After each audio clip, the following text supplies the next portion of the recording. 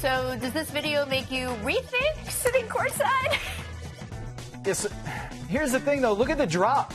There's like the whole thing is like standing up, so you fall into this pit. Like, only if that's Shaq. Only if Right, that's Shaq. I don't want to. And by Welcome to The Jump, fueled by Marathon. Welcome to The Jump. I'm Rachel Nichols, the one and only Nate Robinson, back in the house, along with our insider, Tom Haberstroh. Welcome. Took Tom 15 hours to fly here yesterday. I hope the next half hour is worth it. I'm awake, yeah. Barely. We'll make it a good one. This is coffee, right? Yeah. Exactly. Okay. I did get the chance recently to sit down with Oscar Robertson. And, of course, he's come into the news so much because of Russell Westbrook and the triple-double. But if you step back, it really is remarkable just how much of today's NBA he has had a hand in.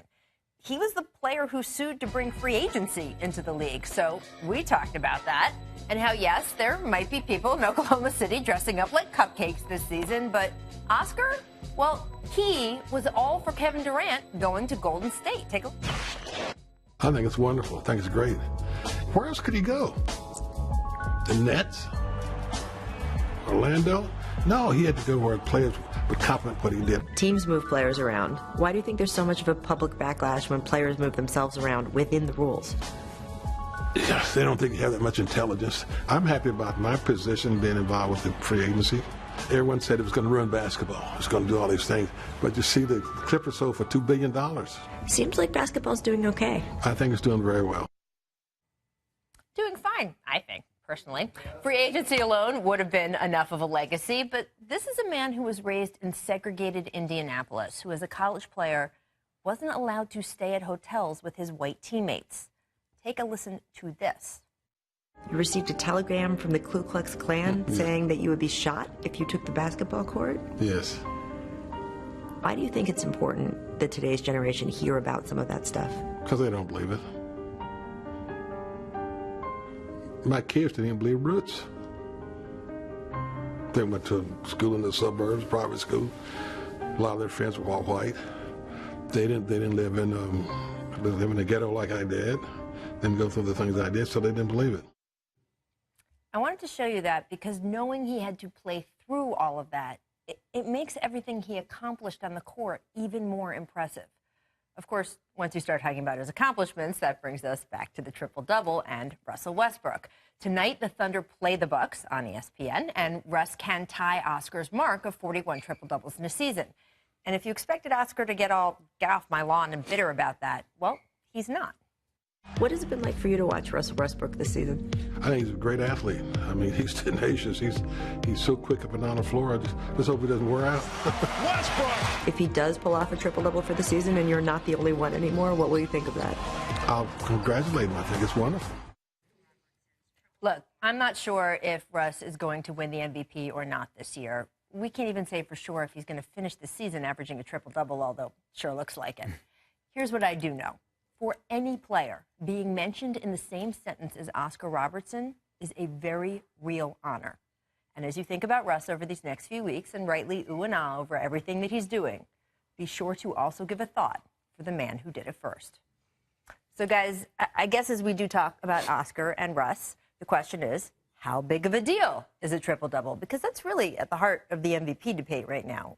You're the one who has played. I mean, no triple-doubles in your career, despite everything else you accomplished. I also didn't have any triple-doubles. No, me neither, but I'm just speaking to how hard it is. I mean, it is difficult. I think, just, what Russ is doing and how he's playing, getting his teammates involved, him being the catalyst of his team, plays extremely hard. He has a great gift, which is just his energy. His energy is what's helping him get his triple-double. He just plays hard, and whatever comes, it happens, and it's happening the perfect way, which is triple-doubles almost every night. I mean, that's tough.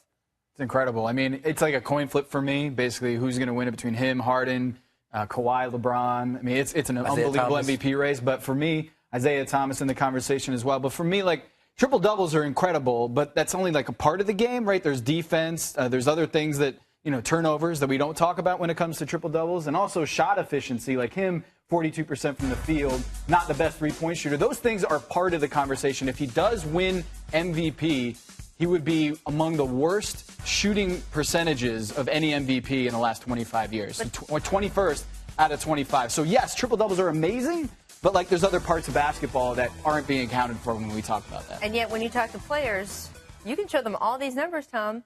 They don't care. Yeah, I mean personally, I'm not caring what percentage I'm shooting.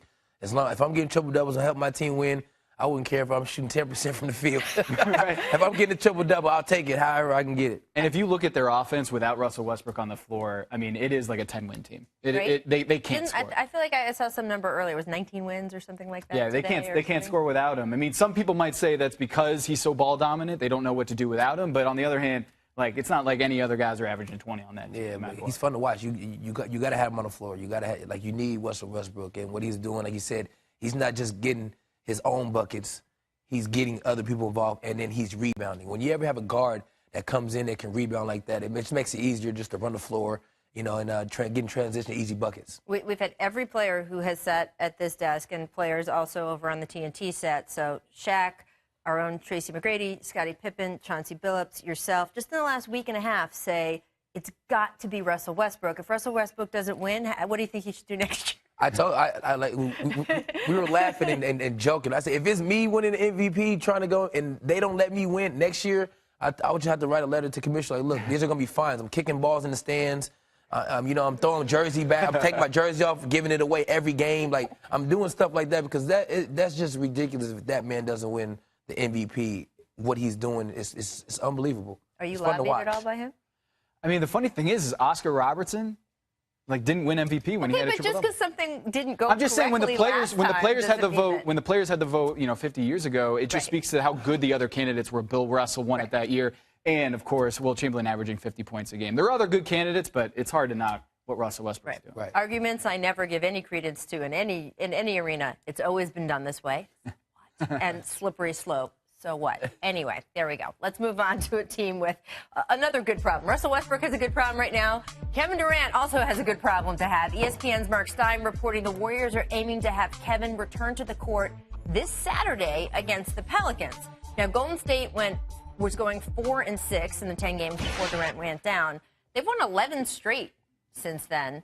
Nate, what do you think is going to be the toughest aspect for KD as he tries to reintegrate into this well-oiled machine that's humming without him? I mean, just being mentally strong and try not to think about the injury. Because I know when I tore my knee and coming back, I was just real hesitant and going to the basket and being explosive. You know, and with him, how he plays, moving left to right, like that, those are his movements that he needs to be successful. So hopefully, you know, KD comes in, he's mentally ready, and, you know, his knee's holding up fine, and he can come out there and help his team because, I mean, they have won 11 straight ever since, you know, Klay Thompson signed that toaster. Right, exactly. Everything's been going crazy. So I shouldn't say, you know, so it's not that they've won 11 straight since KD went down, but they've It's just the won toaster. 11 straight in the past Yeah, 11 right. since they rested against the Spurs and he signed a toaster. Right, so those were so, the two events. yeah. Clearly, you can decide which one was more important in that. Yeah, I mean, the thing that I'm watching is the passes because their offense right now is pass, whip the ball around. Since he went down, they've had 16 passes more per game, and that's the best rate of any playoff team. 60 more passes and 70 more passes than the Cavs and the Rockets. Crazy. So like they are just moving the ball like crazy. The thing is like when KD steps in, you don't need to move the ball out that much because he can get a shot off any time. And when he's ball stopping, who cares? Like I was it's gonna KD. say. Like he can get any shot off. That's all right. But it is interesting to see Steph Curry. Is he going to be okay if they're moving the ball around like this and KD comes back? Like he's going to be comfortable like that. If you stop a ball by putting it in the basket, does that really is that a problem? I do want to talk about Melo and the Knicks as well because there were some amazing quotes coming out of New York yesterday. Phil Jackson says, of course, he is sticking with the triangle. Carmelo has the no trade clause, but he has been talking about maybe waiving it a little bit. Here is what he said about an upcoming exit meeting with Jackson. Quote, the chips are on the table in that meeting. He also said at one point, the writing is on the wall, and they asked him, what does the writing say? And he said, you could never say what it's going to say, but it's on the wall. And it was a very strange media availability.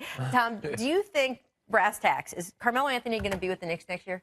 I don't think so. I think he's going to force his way out. I think he's going to sit down with Phil and realize that, like, look, he has not built this team to win for Carmelo. He hasn't. I mean, Joakim Noah hasn't panned out. Derrick Rose hasn't panned out.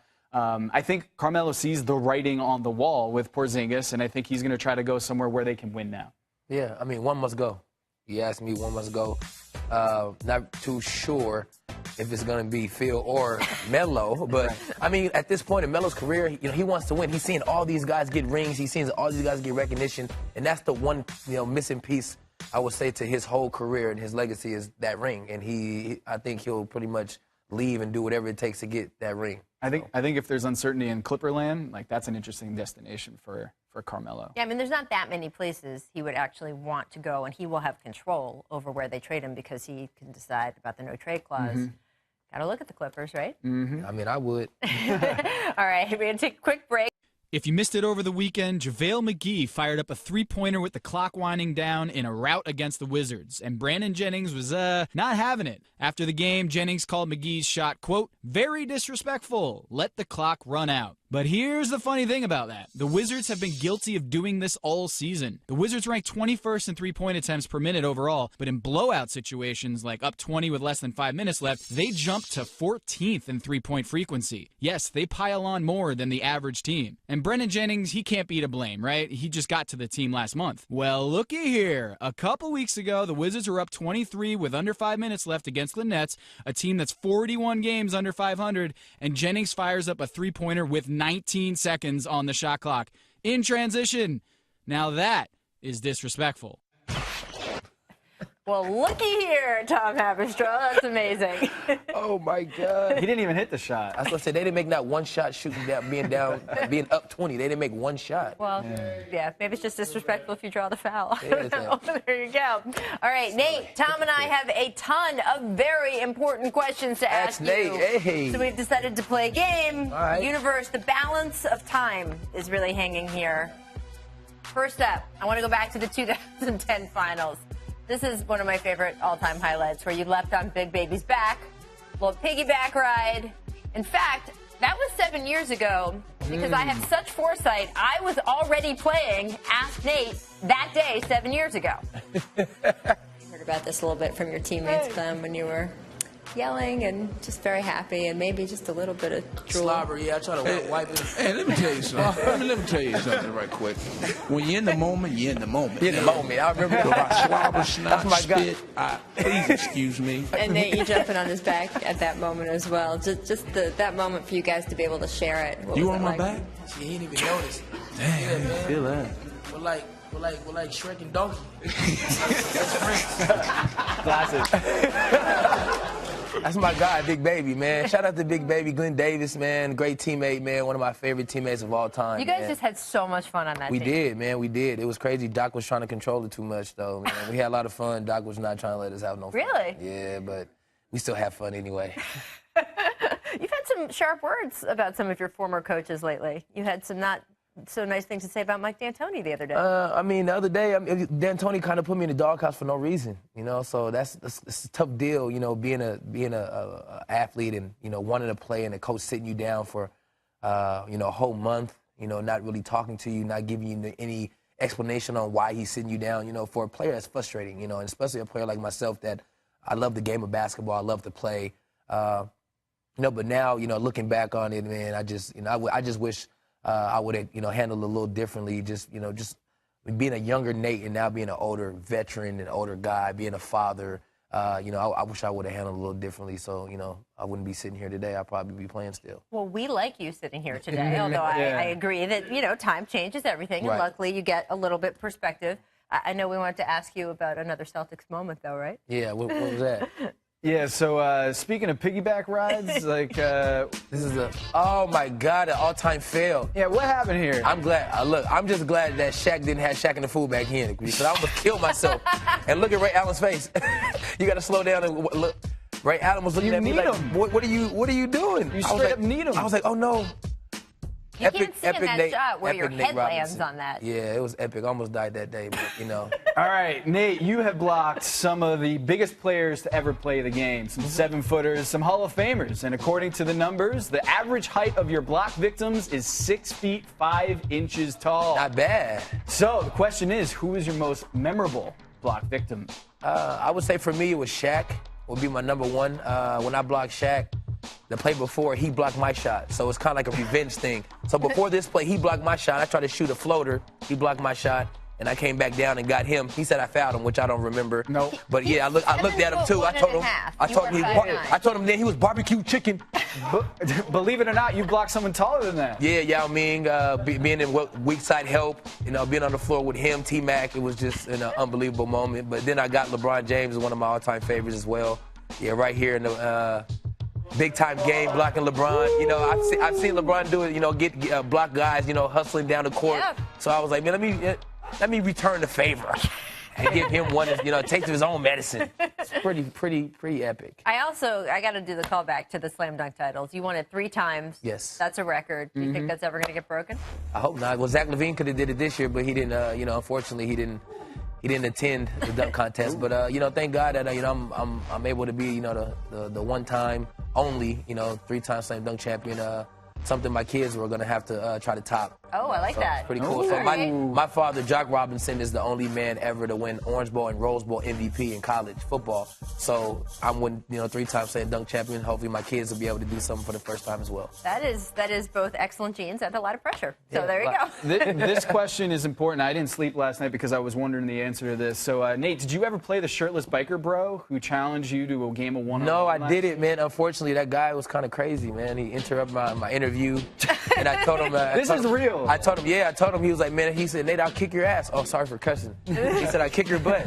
And I was like, man, I'll bust his ass. So I was like, man, he can't play me. You cannot apologize for cursing and then do it a second time. I forgot this. We don't got the cuss button. My bad. I'm sorry. It is cable TV. I'm sorry. The point is, he never came back. Nah, we didn't get to play. We didn't get to play.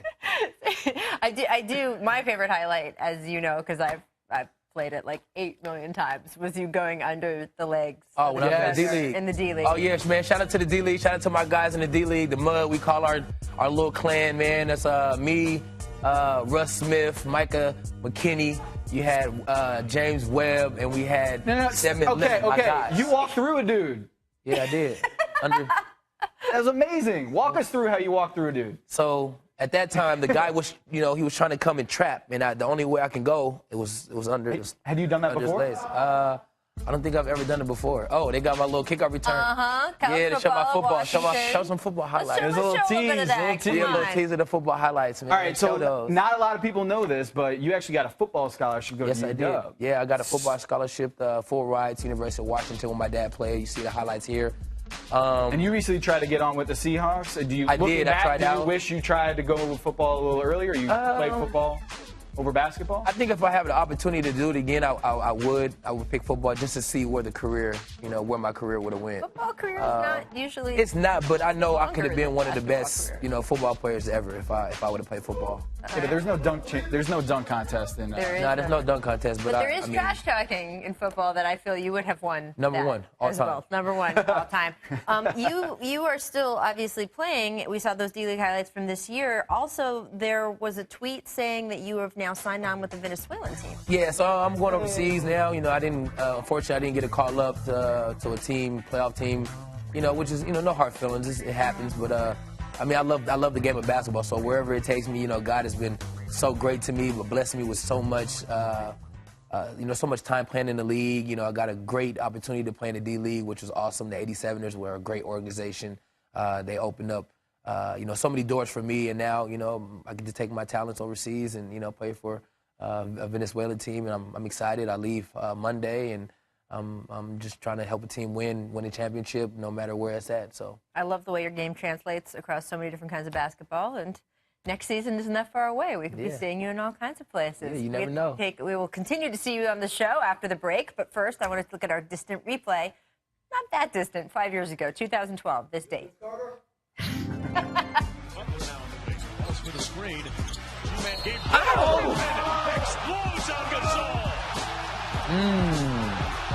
Oh, poor pal. Big Kobe.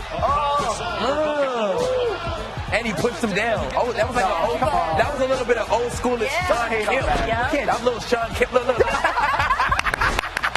at the guy on the baseline. He got his hands over his head like, oh my God.